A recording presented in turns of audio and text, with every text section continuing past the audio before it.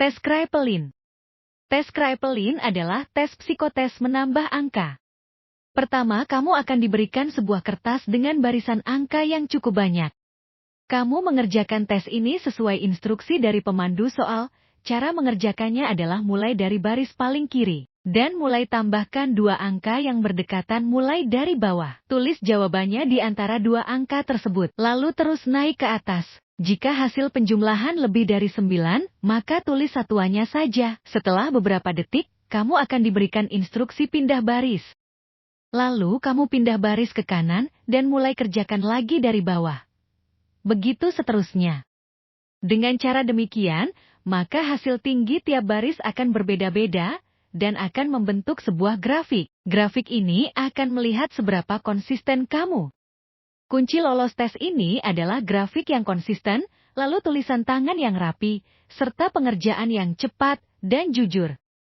Tips mengerjakan tes ini adalah jangan kaku, karena akan membuat mata kamu tidak fokus, dan sediakan pensil cadangan. Karena ada risiko pensil kamu patah di tengah mengerjakan tes Kraepelin. Tes matematika.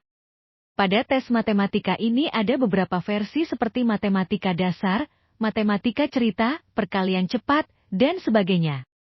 Yang paling sering keluar adalah matematika dasar dan matematika cerita. Matematika dasar ini biasanya bentuk soalnya langsung dengan operasi hitung bilangan. Contohnya, 6 dikali 8 dikurang 0,8 dibagi 2 sama dengan berapa? 2,67 tambah 5,1 sama dengan berapa? Sedangkan matematika cerita harus mengubahnya dari kalimat ke bentuk matematika. Budi memiliki uang 50.000. Anton memiliki uang 20.000. Andi memiliki uang 10.000. Jika Andi ingin membeli barang, tapi dia memiliki kekurangan uang. Lalu Andi meminta separuh dari uang yang dimiliki Budi. Tapi ternyata Anton meminta 10.000 kepada Budi, sebelum Andi meminta uang pada Budi. Berapakah jumlah uang mereka sekarang? Anton setelah meminta uang 10.000, akhirnya sekarang uangnya menjadi 30.000. Budi yang uangnya diminta 10.000 oleh Anton menjadi 40.000, lalu diminta lagi setengahnya menjadi sisa 20.000. Andi yang meminta uang 20.000 dari Budi sekarang uangnya menjadi 30.000.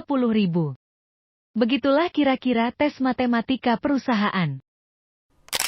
Tes deret angka. Pada tes ini seperti baris aritmatika saat SMA, di mana soalnya berhubungan dengan angka yang memiliki pola konsisten.